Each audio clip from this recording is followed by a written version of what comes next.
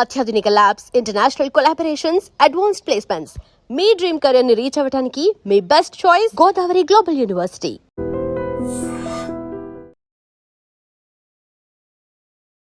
నమస్తే, welcome to I dream. నేను మీ యాంకర్ ప్రత్యూష. సాధారణంగా అంటూ ఉంటారు కదా, ఆయుర్వేదంలో ప్రతి మూలిక ఏదో ఒక ఔషధంగా పనిచేస్తూ ఉంటుంది అని. సో ఈ రోజు నేను ఒక మూలిక తీసుకొచ్చాను. సో అసలు ఈ మూలిక ఏంటి, దీనివల్ల ఎలాంటి బెనిఫిట్స్ ఉంటాయి, ఇవన్నీ కూడా తెలుసుకుందాం. సో ఆయుర్వేద విధానంలో 35 years ఎక్స్పీరియన్స్ ఉండి వంటింటి చిట్కాలకి కేర్ ఆఫ్ అడ్రస్ అయినటువంటి చెట్టిబొట్ల మధుసూదన శర్మ గారు మనతో పాటు ఉన్నారు. సో సార్తో మాట్లాడదాం. అసలు ఈ మూలిక ఏంటి, దీనివల్ల బెనిఫిట్స్ ఏంటి, ఇవన్నీ కూడా తెలుసుకుందాం. Hi sir, how are you sir? Fine అమ్మా, thank you. What about you అమ్మా? సార్ నేను కూడా చాలా బాగున్నాను సార్. సో నార్మల్గా మీరు కూడా చెప్తూ ఉంటారు, మీరు అన్ని వంటింట్లో దొరికే పదార్థాలతో చిట్కాలు చెప్తూ ఉంటారు, మనకి దగ్గరలో ఉండే మూలికలతో చిట్కాలు చెప్తూ ఉంటారు. సో ఈరోజు నాకు ఒక మూలిక దొరికింది. సో దీనివల్ల ఏంటంటే, దీంతో నార్మల్గా కూరలో వాడుకుంటూ ఉంటారు ఈ మూలికని. సో అలా కాకుండా దీనివల్ల ఏమైనా హెల్త్ బెనిఫిట్స్ ఉన్నాయి అంటారా? అసలు ఏంటి ఈ మూలిక, ఒకసారి ఎక్స్ప్లెయిన్ చేస్తారు దీని గురించి? ఇది ఎక్కడ కనిపించిందమ్మా మీకు? సో నార్మల్గా ఆఫీస్కి వస్తుంటే కింద కనిపిస్తుండే. Very good, very good. అసలు వర్షాకాలంలో ఎక్కడ పడితే అక్కడ కనిపిస్తుందమ్మా. అవును. మనం బయటికి వెళ్ళామంటే సైడ్ ఒక రోడ్డు పక్కన చూసామంటే ఇంచుమించు ప్రతి చోట కనిపిస్తుందమ్మా. సో ప్రకృతి మాత మన ఆరోగ్య పరిరక్షణ కోసం దీన్ని సృష్టించేసేసి మీ ఆరోగ్య పరిరక్షణ కోసం నేనున్నాను, నన్ను వినియోగించుకోండి అని చెప్పేసి పలకరిస్తుంటుంది అనమాట. అది ఈ యొక్క మూలిక గొప్పతనం. దీన్ని గలిజేరు, తెల్ల గలిజేరు అని చెప్పి చెప్తుంటారమ్మా. దానికి తెల్లటి పూలు పూస్తాయి చూడండి. ఇక్కడ పూలు కూడా మీకు చూపిస్తాను. ఇలాగా సన్న సన్న తెల్లటి పూలు, తెల్లటి పూలు, ఇలాంటి పూలు పూస్తుంటాయి. అందుకే తెల్ల గలిజేరు అని చెప్పేసి చెప్తుంటారు. ఆకు చాలా మందంగా ఉంటుంది. ఇక్కడ కూడా పువ్వు ఉంది చూడండి, తెల్లటి పూలు, ఇలాంటి పూలు పూస్తుంటాయి అన్నమాట. సో దీన్ని వర్షాభు అనేటువంటి పేరుతో సంస్కృతంలో పిలుస్తారండి. వర్షాభు అంటే వర్షాకాలంలో విపరీతంగా పెరుగుతుంది. వర్షాకాలం వచ్చిందంటే ఇంకా మనకు వేగంగా గుర్తు చేసుకోవచ్చు, ఇది ఖచ్చితంగా మనకు దొరుకుతుందని చెప్పేసి. బయలు ప్రదేశం కనిపించిందంటే ఇది మనకు దర్శనం ఇస్తుంటది అనమాట. దీంతో ఉన్నటువంటి ఈ యొక్క ఔషధ గుణాలు కూడా అనన్యమైనటువంటి ఔషధ గుణాలు. పునర్నవ అనేటువంటి పేరుంది. సో వర్షాభు అంటే వర్షాకాలంలో ఎక్కువగా దొరుకుతుంది అనేటువంటి పేరు. పునర్నవ, పునః అంటే మరల, నవ అంటే నూతనత్వం. అంటే మన దేహంలో ఉన్నటువంటి ప్రతి కణానికి, ప్రతి అవయవానికి, ప్రతి ఆర్గానికి కొత్త జన్మను ప్రసాదిస్తుందని చెప్పేసి పునః నవః, నూతనత్వం. అంటే అంత అద్భుతంగా పనిచేస్తుంది. నూతన జవసత్వాలు వచ్చేస్తాయి అన్నమాట ఈ యొక్క ఔషధాన్ని ఉపయోగించుకోవడం వల్ల. కాబట్టి వీటి నేపథ్యంలోనే భారతీయ సంస్కృతి సాంప్రదాయాల్లో భాగంగా, వంటకాల విధానంలో భాగంగా ఇంచుమించు భారతదేశం అంతా కూడా ఈ కూర చేసుకోవడం కూడా అలవాటు. పప్పులు ఎక్కువగా వాడుతూ ఉంటారు. కరెక్ట్ చెప్పారు. సో అప్పుడప్పుడు మన ఇళ్లలో పప్పు కూర కూడా దీంతో వండుకొని తింటూ ఉంటారు అనమాట. కాబట్టి దీంట్లో అనేక రకాలైన ఔషధ గుణాలు ఉన్నాయి. అంతేకాకుండా ముఖ్యంగా వాపులను తగ్గించేటువంటి మంచి గుణం దీంట్లో ఉంది. దేహంలో వాపులు వచ్చినప్పుడు వాపులు తగ్గించేటువంటి గుణం ఉంది. కామెర్ల వ్యాధిని తగ్గిస్తుంది. తర్వాత ఈ యొక్క చర్మ వ్యాధిని తగ్గిస్తుంది. అదేవిధంగా కీళ్ళ నొప్పులను తగ్గిస్తుంది. అదేవిధంగా తలదిరుగుడు అనేటువంటి సమస్య ఉన్నప్పుడు ఆ యొక్క సమస్య తగ్గుతుంది. అదేవిధంగా ముఖ్యంగా ఈ యొక్క కిడ్నీస్ ఏదైనా సమస్య వచ్చినప్పుడు, మరి దానివల్ల క్రియాటినిన్, యూరిక్ యాసిడ్, యూరియా ఇలాంటి సమస్యలు వచ్చినప్పుడు చాలా బాధపడుతుంటారు. పొట్టాయం తగ్గవు అనమాట. సో ఇనిషియల్ స్టేజ్లో ఉన్నప్పుడు మరి ఆ యొక్క కిడ్నీస్ యొక్క సమర్థతను, వాటి యొక్క క్రియా సామర్థ్యాన్ని మెరుగుపరిచేందుకు కూడా ఇది చాలా సమర్థవంతంగా ఉపయోగపడుతుంది అనమాట. సో ఇప్పుడు మీరు చెప్తున్నారు కదా, ఇన్ని హెల్త్ ప్రాబ్లమ్స్ కి సొల్యూషన్ ఇది ఒకటే అని. సో అంటే నార్మల్గా మనం ఇది కూరలో వాడుతూ ఉంటాం. అంటే కూరలో వాడడం వల్లనే మనకి ఇన్ని బెనిఫిట్స్ వస్తాయా, లేదంటే దీన్ని వేరే విధంగా ఏమైనా అంటే పసరుగా తీసుకోవడమా, లేదంటే ఎలా సార్? చాలా మంచి ప్రశ్న అడిగారండి. కూరల్లో వాడుకోవడం వల్ల, వంటకాల తయారీలో, కూరల తయారీలో దీన్ని వాడుకోవడం వల్ల దీనివల్ల ఇబ్బంది అయితే ఉండదు, కానీ ఆశించినటువంటి స్థాయిలో ఔషధ గుణాలు ఉండవు.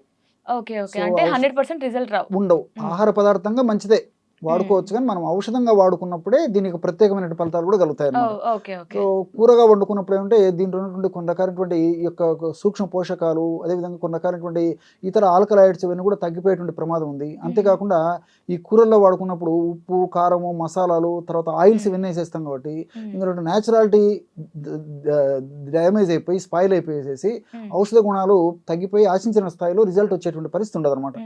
కూర వాడుకోవడం అయితే వాడుకోవచ్చు, కానీ ఔషధ గుణాల పరంగా ప్రత్యేకంగా ఆయా వ్యాధులు తగ్గడానికి ప్రత్యేకంగా వాడుకోవాలన్నమాట ఔషధంగానే వాడుకోవాలి. ఓకే. ఓకే. ఆహారంగా వాడుకోవచ్చు, ఆహారంగా వాడుకోవాలంటే ఆహారంగా వాడుకోవాలి, ఔషధంగా జబ్బులు తగ్గాలంటే ఔషధంగా వాడుకోవాలి. కాబట్టి ముఖ్యంగా ఈ విధంగా అనేక జబ్బులకు దీన్ని వాడేటువంటి పరిస్థితి ఏర్పడుతుంది. ఉదాహరణకి వాపులు తగ్గేందుకు ఈ ఔషధాన్ని ఎలా వాడుకోవాలంటే కిడ్నీస్ సమస్య ఉన్నప్పుడు ఈ స్వెల్లింగ్ వస్తుంటుంది. అదేవిధంగా గర్భవతులు, సో ప్రెగ్నెంట్ లేడీస్ కూడా మరి ముఖ్యంగా 5th month 6 months అయిన తర్వాత ఇన్ జనరల్గా వాపులు వచ్చేసి డెలివరీ సమయానికి సరికి వాపులు ఎక్కువైపోతుంటాయి.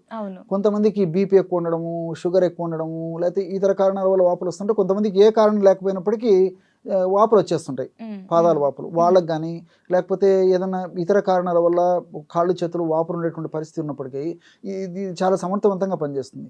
ఎలా వాడుకోవాలంటే ఈ ఆకులు ఒక పొడి చేసేసి, ఉదాహరణకి ఒక 20 గ్రాముల ఆకుల పొడి, అంటే సమూలం కూడా ఎండలో పెట్టి చిన్న చిన్న ముక్కలుగా చేసి ఎండలో పెట్టేసి ఎండిపోతాయండి. సో దాన్ని పౌడర్ చేసేసుకుని 20 గ్రాములు ఈ ఆకుల పొడి, అదే విధంగా జీలకర్ర పొడి ఒక 20 గ్రాములు, అట్లే మిరియాల పొడి ఒక 20 గ్రాములు, లేకపోతే ధనియాల పొడి అని తీసుకోవచ్చు. మిరియాల పొడి కానీ ధనియాల పొడి కానీ ఏదైనా తీసుకోవచ్చు. ఒక్కోటి 20 గ్రాముల చొప్పున తీసుకుని అన్నిటిని బాగా కలపడం వల్ల బ్రహ్మాండమైనటువంటి యొక్క పౌడర్ తయారైపోతుంది, ఔషధం.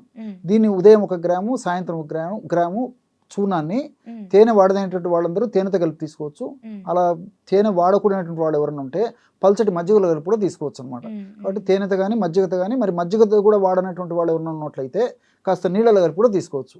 ఏ విధంగా తీసుకున్నప్పటికీ మరి ఈ యొక్క వాపులు తగ్గిపోతాయి. ముఖ్యంగా కిడ్నీస్కి సంబంధించినటువంటి సమస్యలు ఉన్నప్పుడు ఈ యొక్క ట్రీట్మెంట్ తీసుకోవడం వల్ల కిడ్నీ జబ్బులు ముదరకుండా ఉండేందుకు ఈ ఔషధం ఉపయోగపడుతుంది. అంటే ముఖ్యంగా ఆధునికంగా మనం ఆలోచన చేసినప్పటికీ ఈ lipoic acid, hydroxy lipoic acid, alpha lipoic acid, పునర్నవీను ఇలాంటి రసాయన పదార్థాలు ఉన్నాయి.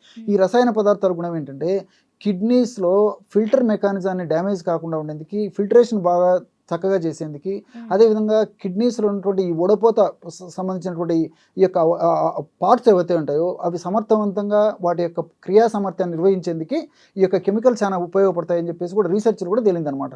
అదేవిధంగా కిడ్నీస్ సంబంధించినటువంటి ఈ స్టోన్స్, రీనల్ స్టోన్స్ అంటారు, కిడ్నీ స్టోన్స్ అంటారు, ఇలా కిడ్నీ స్టోన్స్ తగ్గేందుకు కూడా చాలా చక్కగా ఉపయోగపడుతుంది. ఈ విధంగా మల్టిపుల్ బెనిఫిట్స్ ఈ యొక్క కిడ్నీస్కి సంబంధించినటువంటి సమస్యలు కలుగుతాయి.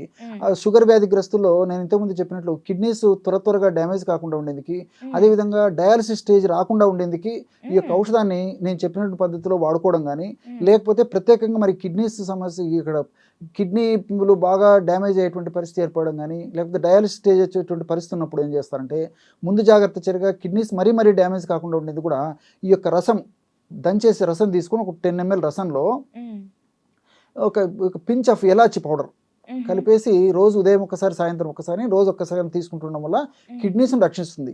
అంతేకాకుండా నేను ఇంతకుముందు చెప్పినట్టు పునః నవహ, కొంతమంది కండిషన్స్లో మళ్ళీ నూతనత్వం కూడా కిడ్నీలకు, మూత్రపిండాలకు నూతన శక్తిని కలగజేసేసి సమర్థవంతంగా ఆరోగ్యవంతంగా పనిచేసేందుకు కూడా ఉపయోగపడుతుంది. అంతేకాకుండా ఇప్పుడు ఈ తలదిరుగుడు సమస్య ఉంటుంది కొంతమందికి. ఈ తలదిరుగుడు సమస్య ఉన్నప్పుడు ఈ ఆకులు తీసుకొని, ఆకు ఒకటి, ఆ తర్వాత కాస్త ధనియాలు, అదేవిధంగా గసగసాలు కాస్త నీరు వేసేసి నూరేస్తే మెత్తగా పేస్ట్ లాగా అయిపోతుంది.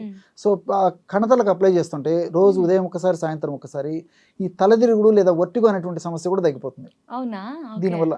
అంతేకాకుండా ఈ యొక్క పునః గలిజేరు కీళ్ళ నొప్పులు కూడా పనిచేస్తుంది.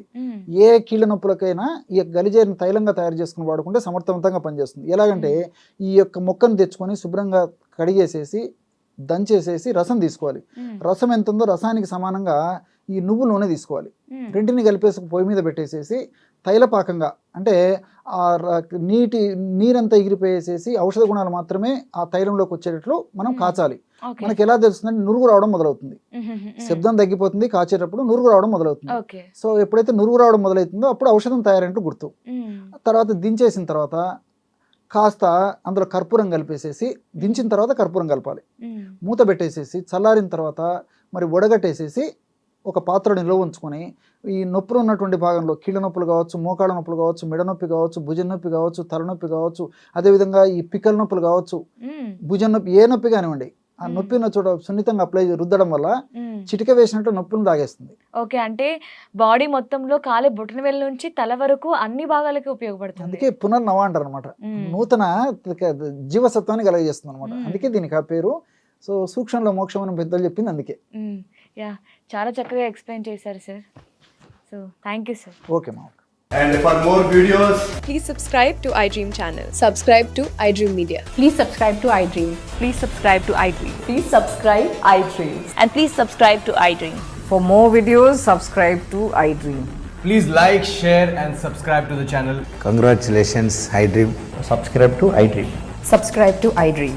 So subscribe to iDream Media. iDream की iDream team अंदर की huge congratulations. Please subscribe iDream Media. Please subscribe to iDream. Subscribe iDream. Please subscribe to iDream.